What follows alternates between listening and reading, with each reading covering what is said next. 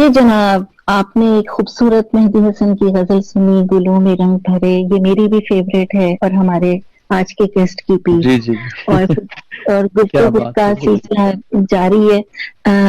Sir, आप ये बताइए कि एक आर्टिस्ट को प्रमोट करने के लिए आर्ट गैलरीज का कितना हाथ होता है? क्या आर्ट गैलरीज वाले हर आर्टिस्ट के साथ यकसा सलूक करते हैं? मेरे ख्याल में आर्ट गैलरीज की वजह से ही आर्टिस्ट जो आजकल आपको नजर आ रहे हैं उसकी वजह है कि आर्ट गैलरीज ने ही उनको प्रमोट किया है।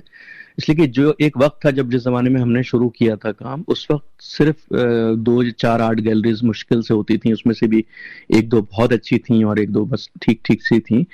लेकिन उस जमाने में कोई फेसबुक या कोई इस तरह की चीजें, कोई सोशल मीडिया तो कोई था नहीं।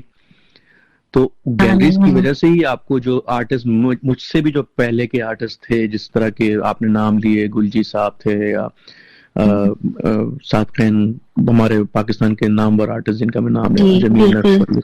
तो उस जमाने में गैलरीज एक दो हुआ करती थी, इंडस गैलरी अली इमाम साहब की, या चौखंडी आर्ट गैलरी, या क्लिफ्टन आर्ट गैलरी। फिर बाद में कैनवस गैलरी आई और कैनवस गैलरी ने बहुत अच्छा काम शुरू किया।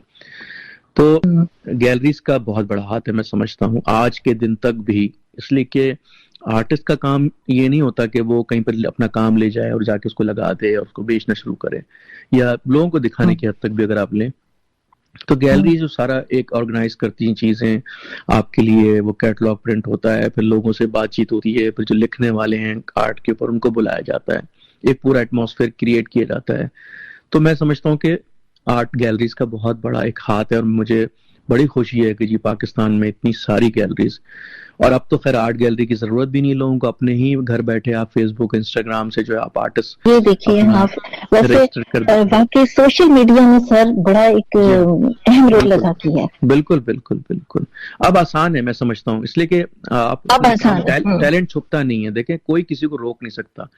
गैलरीज की हद तक चल समझ में आती है बात कि कोई किसी गैलरी ने अगर उसको उसका काम उसको पसंद नहीं आया, या उस बंदे का, उस आर्टिस्ट का अंदाज उसको पसंद नहीं आया, और वो गैलरी बहुत हाई प्रोफाइल है मिसाल के तौर पे, और वो उसको जगह नहीं दे रही है, तो वो और बात है, उसकी एक अपनी जाती एक एफर्ट है। लेकिन आज के दौर में आप अपना पेज बनाइए, फेसबुक, इंस्टाग्राम और बहुत सारे तरीके हैं करने के, आपका काम रुकेगा नहीं। आप अगर आपके अंदर टैलेंट है तो आपको आज के दिन में कोई नहीं रोक सकता। पहले शायद ये चीज होती होंगी लेकिन अब नहीं रोक सकते, और जिस जमाने में होती होंगी उस जमाने में भी शायद, मेरे साथ तो कभी भी नहीं, अल्लाह का शुक्र है कि सबने माशाल्लाह से अच्छा स्पेस दिया मुझे।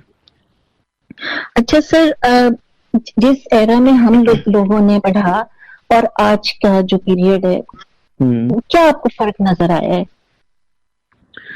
देखिए, फर्क मुझे जो सिर्फ एक नजर आ रहा है वो ये नजर आ रहा है कि जिस जमाने में हमने पढ़ा है, हमने बहुत भाग दौड़ की अपने कोई चीज को हासिल करने के लिए, मेहनत बहुत की है। हमने बेसिक्स पढ़े हैं, हमने आर्ट की तालीम में स्टेप बाय स्टेप जो होती है ABCD हम सीख कर फिर हम ऊपर की तरफ चढ़ना शुरू हुए। और खैर अभी भी हम सीख ही रहे हैं, हम सब, आप और हम सब स्टूडेंट ही हैं आर्ट के और सारी जिंदगी रहेंगे। लेकिन आजकल जो थोड़ा सा मैंने देखा है रुझान, इसलिए कि जब से सेल फोन है और ये चीजें जो हैं, सेल फोन मैं भी इस्तेमाल करता हूँ और शायद मैं भी बहुत इस्तेमाल करता हूँ जिस तरह दूसरे लोग करते हैं, इसमें कोई बुराई नहीं, लेकिन आसानियां बहुत ज्यादा होने की वजह से तो इतनी एफर्ट अब रही नहीं है।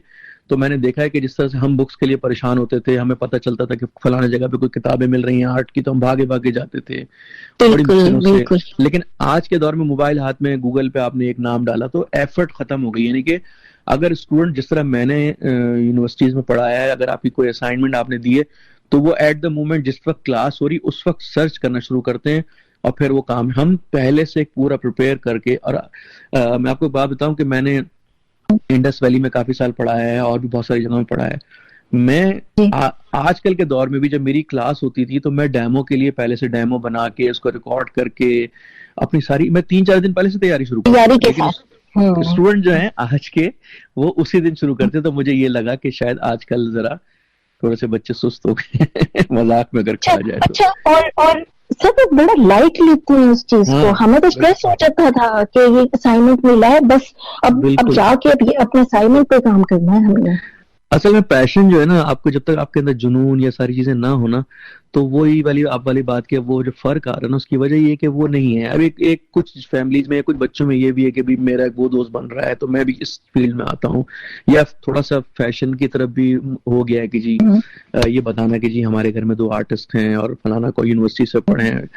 देखिए आर्टिस्ट जो है ना, वो यूनिवर्सिटीज और कॉलेज नहीं बनाते हैं, वो आपको पॉलिश जरूर करते हैं, इस चीज को आपको टेक्निक सिखाते हैं वो, लेकिन आर्टिस्ट आप अंदर से खुद होते हैं और आपके अंदर एक तजस्सुस होता है और आप उस तरफ बढ़ते हैं, एक तबीयतन होते हैं आप कभी भी बनाए नहीं जाते। तो ये फर्क हमें जरूर सोचना चाहिए इस बारे में। हाँ, और आर्टिस्ट के लिए मुशाहिदा कितना जरूरी है?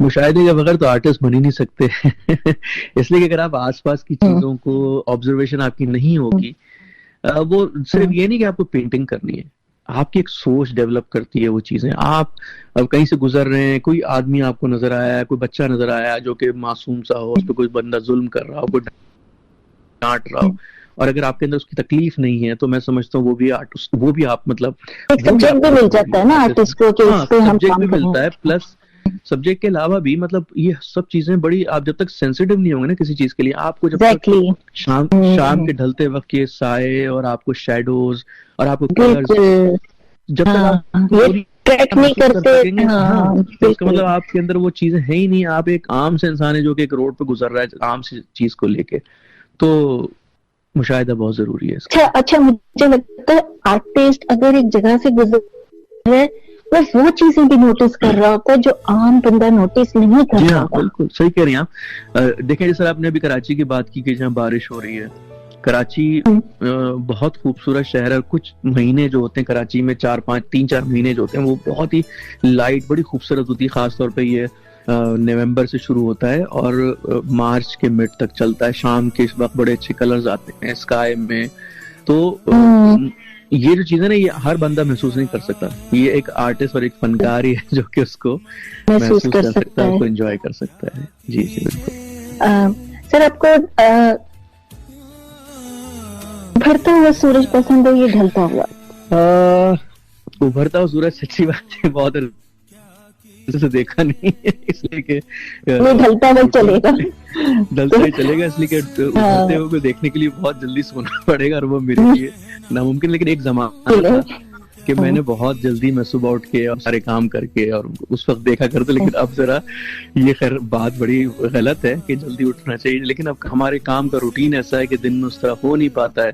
थोड़ा लेट नाइट करते हैं तो देर से उठते हैं, तो डूबता हुआ सूरज की वो भी कराची में तो मुश्किल ही होता था, जैसे कि बिल्डिंग रोशन थी। लेकिन जिस तरह पाकिस्तान से कुछ अर्से से बाहर रहने का मौका मिला है, तो यहाँ बहुत अच्छे कलर्स और ढलता हुआ सूरज भी नजर आता है और आसमान पूरा साफ नजर आता है।